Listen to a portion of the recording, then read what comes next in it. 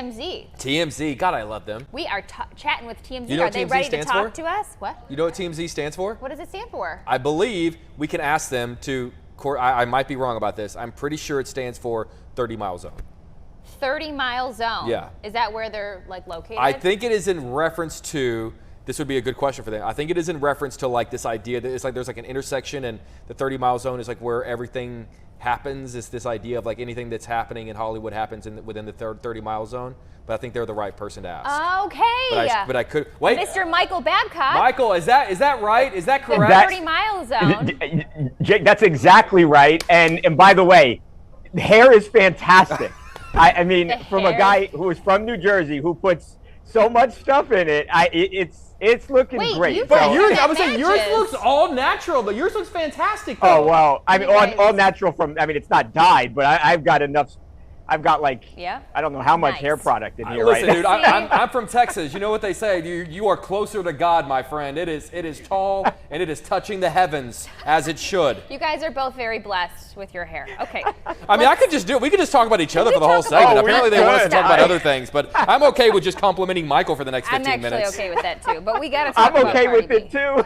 It's so fun. I'm just kidding. Good morning, guys. How you doing? Awesome. Doing well, man. Yeah, you look great. I am interested in this Cardi B story because I remember when that happened. I remember the whole throwing the water and throwing the microphone thing. Me too, because she was mad because someone threw something at her, right? Exactly right. And so this is the big question. Michael, first of all, for people that maybe don't remember that story, give them a little bit of a refresher on that story. And there is often that conversation of the person, there's a lawsuit that's being filed, and it happened 2 years ago. There's always that question of, well, why did they wait so long? Right. But the wait for a lawsuit doesn't always mean I think something. I think it's a fair question. This obviously happened, and anything this woman dealt with injury-wise, obviously she's been dealing with now for some time. If people don't remember, Cardi B was in Vegas at a place called Dre's Day Club, basically like a pool party, big pool party in Las Vegas. And it was really hot out, as it is in Vegas in the summer. And she actually, according to people who were in the crowd at that time, at that show, she said, hey, like throw water on me because it's really hot. So, help cool me off. So she says it and people start to do it. They listen to her. Well, for some reason, Cardi did not like the water that was thrown on her by this one person, and she actually took the wireless microphone that she was using and she threw it at the person and she hit them. And the woman said, hey, look, you've caused me a lot of injury here. I had to go to a doctor, had to get my face treated because it's a heavy microphone and it really did damage to me. So now, like you said, it's almost 2 years later and she has filed a lawsuit. She hasn't filed it under her name though. She's filed it as a Jane Doe. It's for battery, assault and battery. It's unclear exactly what she's looking for, but I would imagine that she's probably looking for a pretty penny here. The microphone actually some time ago was auctioned off and ultimately sold for $99,000. And she says that further traumatized her to have to look at and hear and read about the microphone in the media. And because of that this has really caused her a lot of kind of internal strife. And obviously she wants Cardi B to pay. So we'll see what happens here. We reached out to Cardi B's people and they said no comment. So I don't know if she's worried or not, but it'll be interesting to see if she ever does address it, what Cardi has to say. Interesting. Do they have any specific evidence beyond the video to prove that Cardi is her negligence or her intent on throwing that microphone? Well, I suppose it's hard to get in her head and say, what was she trying to do here? Was she trying to actually hurt the person? But I think reasonably you say to yourself, okay, this is a microphone. It's pretty heavy. It's a hard object material here. And if you throw it at somebody, it's reasonable to expect that they would get hurt. So I think that's probably enough for this woman, Jane Doe, to win her lawsuit. A lot of times, obviously, we've seen cases, not exactly like this, but cases involving celebrities settle.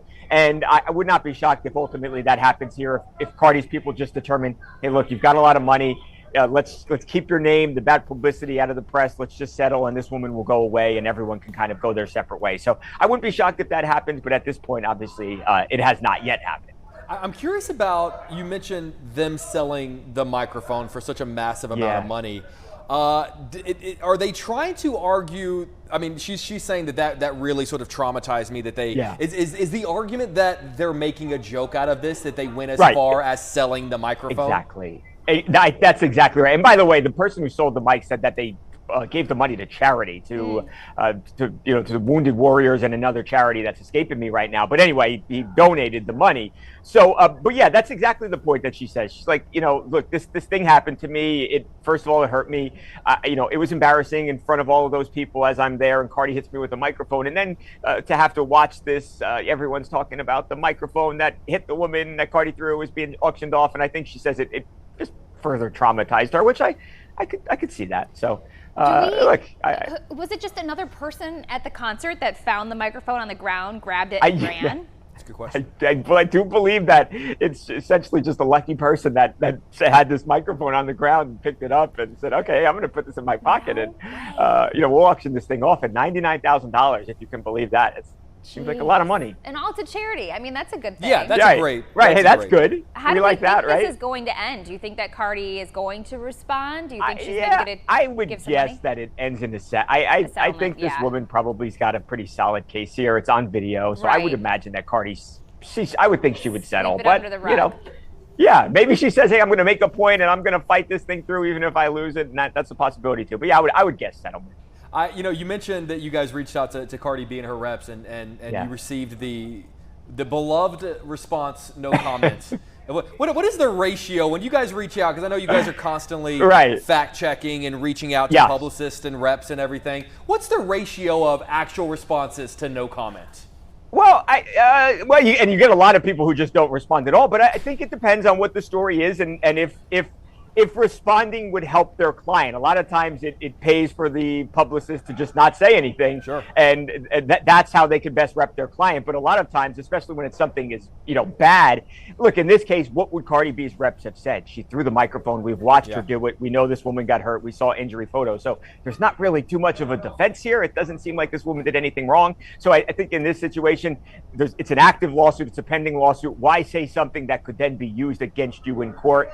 But it all depends what the situation is. But yeah, you get a lot of no comments and you got a lot of no responses. And you guys make it work anyway. And Michael, we're going to switch topics here, talking about Matthew Perry, because there's a new development in the courtroom that happened. So on Wednesday, one of the 5 individuals charged in Perry's fatal ketamine overdose, Dr. Salvador Plasencia, formerly changed his plea to guilty on 4 felony counts of drug distribution. So can you give us more details about this? Yeah, I mean, and if people remember back, this is, of course, for the 2023 death of Matthew Perry when he was getting this ketamine treatment, and it had, he was using it to treat addiction, but in a way it had become an addiction in its own. And he seemingly took too much ketamine, and he was in his hot tub at his home, and he slipped below the water, and he tragically died. And the authorities made a point. They said, we're going to go after people who are complicit, who are plying people with drugs, who have problems. And if something terrible happens, you are going to pay the price. And that's what's happened here. Now, this doctor has, like you said, he had initially indicated he was going to plead not guilty. Now he has pled guilty. In exchange for pleading guilty, the prosecutors have gotten rid of a couple of charges, some more drug charges, some charges of falsifying records. But still, the 4 charges of distributing the ketamine, each of those potentially carries up to 10 years. So if they were to not run concurrently, if they were to run consecutively, that could theoretically be 40 years in prison. Now, do I think he's going to get that? No, not at all. But it is a possibility, and we don't know how much he'll serve. So he really is, he's losing his practice, obviously. He is giving up his medical license, as he should. And this guy was, again, really one of the main people who was accused of giving Matthew these drugs. And then you read some of the text messages where he was talking to another doctor and saying, how much can we get this moron Matthew Perry to pay for these drugs? So not only did he seemingly know he was doing something bad and harmful and violating his Hippocratic oath, but then he was talking bad in such a disrespectful way about Matthew Perry. It's really kind of gross, and he's going to pay the price now. Is this the kind of case that is precedent setting? Like, do you think looking forward 10, 15, 20 years from now, there will be decisions made because of what happened in the case that we're watching right now? I think that's the idea. Yeah, I think that's a good point. And I don't know if it's even so much in court and whether, what happens and if people are found not guilty or guilty. I think it's more so a deterrent to anybody out there. If you think that, hey, you're going to, you're going to sell someone a drug and whatever happens, and it's not on you. That's not the way it is anymore. And we've seen it with especially some other celebrities, because those are the high profile cases. I hope it's happening in cases that don't involve celebrities as well, because obviously those are equally as important. Sure. But certainly I think they're showing here, if you're going to sell someone drugs and there's going to be something bad, possible bad outcome, you're going to pay the price. And it could really be a severe price that you pay. And in Dr. Placente's case, it may be 40 years of his life, probably a lot less, but he's going to do some time. That much is certain. On the other side of that argument, though, it's kind of spooky because ketamine, I know they're using it to try to break depression, like you mentioned, break addiction. So I would hate, to Jake's point, for this to halt.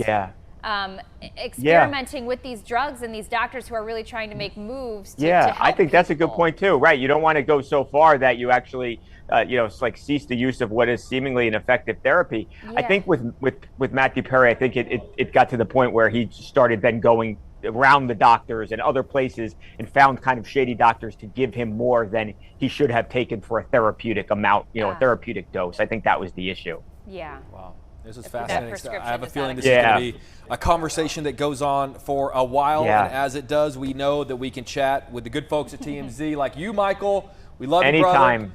We always love chatting with 30 Mile Zone. I always heard that. You nailed that. That was exactly right. That makes me happy.